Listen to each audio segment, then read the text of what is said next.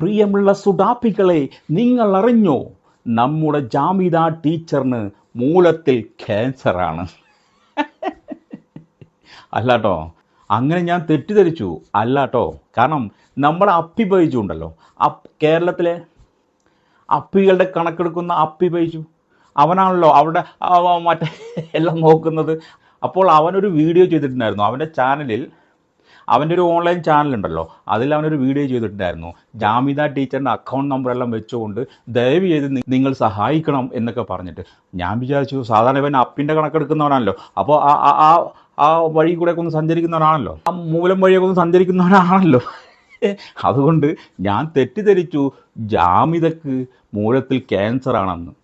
അല്ല സുഡാപ്പികളെ, അല്ല, അങ്ങനെ ഒന്നുമില്ല. ജാമിദ ഇപ്പോൾ വളരെ സാമ്പത്തികപരമായിട്ട് കഷ്ടത്തിലാണ്. അതുകൊണ്ട് ഇപ്പോൾ പല ചാനലുകളും അവളെ വിളിക്കുന്നില്ല. കാരണം അവൾക്ക് അഴകില്ല, അത്രേ അഴകില്ല. അതുകൊണ്ട് എല്ലാവരും റിജക്റ്റ് ചെയ്തു. ഇനി എന്താണ് മാർഗം?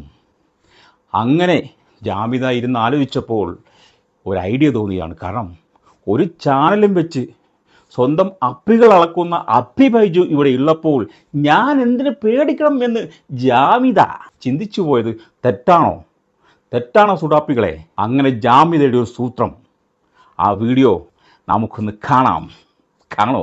പ്രിയപ്പെട്ടവരെ, വളരെ നിർണായക ഘട്ടത്തിലാണ് ഞാനിങ്ങനെ ഒരു പോസ്റ്റ് ഇടുന്നത്. കൊടുത്തിട്ടുണ്ട് Jamida BVK, Indian bank Koyilandy branch, account number IFSC, പിന്നെ ഗൂഗിൾ പേയും.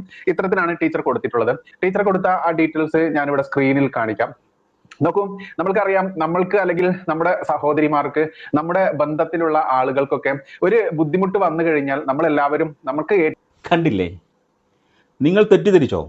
ജാമിദയുടെ അക്കൗണ്ട് നമ്പർ കണ്ടപ്പോൾ, ജാമിദയുടെ അക്കൗണ്ട് നമ്പറും IFSC കോഡും ബ്രാഞ്ചും എല്ലാം ഈ വീഡിയോയിൽ കണ്ടപ്പോൾ നിങ്ങൾ തെറ്റിദ്ധരിച്ചില്ലേ? അല്ലേ, മൂലത്തിൽ ക്യാൻസർ ആണോ എന്ന്? അതുപോലെ തന്നെ ഞാനും തെറ്റിദ്ധരിച്ചു പോയി, ജാമിദക്ക് ആണെന്ന്. അല്ല. എൻ്റെ പ്രിയ സുഡാപ്പികളെ, ഈ വീഡിയോ കാണുന്ന എൻ്റെ പ്രിയപ്പെട്ടവരെ, നിങ്ങൾ തെറ്റിദ്ധരിക്കണ്ട. ജാമിദ ടീച്ചർക്ക് ഒന്നുമില്ല. ജാമിദ ടീച്ചർക്ക് ഇപ്പോൾ അടുത്ത സാമ്പത്തിക പ്രതിസന്ധിയിലാണ്. നിങ്ങൾക്ക് സഹായിക്കാൻ പറ്റുമെങ്കിൽ സഹായിക്കുക. സുഡാപ്പികളെ, നിങ്ങളുടെ ഒരു രൂപ പോലും ജാമിദക്ക് ആവശ്യമില്ല. കേരളത്തിലെ മുസ്ലിം വിരോധികളെല്ലാം ജാമിദയോട് എന്ത് ദ്രോഹമാണ് ചെയ്തത്? എന്തുകൊണ്ടാണ് ജാമിദയെ ഇപ്പോൾ ക്ഷണിക്കാത്തത്? നിങ്ങൾ പ്ലീസ്, എൻ്റെ ഒരു അപേക്ഷയാണ്, നിങ്ങൾ ജാമിദയെ ക്ഷണിക്കണം. എന്നിട്ട് ജാമിദക്ക് കൊടുക്കേണ്ടതെല്ലാം കൊടുക്കണം. പ്ലീസ്, ജാമിദ ഇത്രയൊക്കെ സുഡാപ്പികൾക്കിട്ട് താങ്ങുന്നതല്ലേ, അതിനൊരു പരിഗണന പോലും നിങ്ങൾ കൊടുത്തൂടെ? പ്ലീസ്.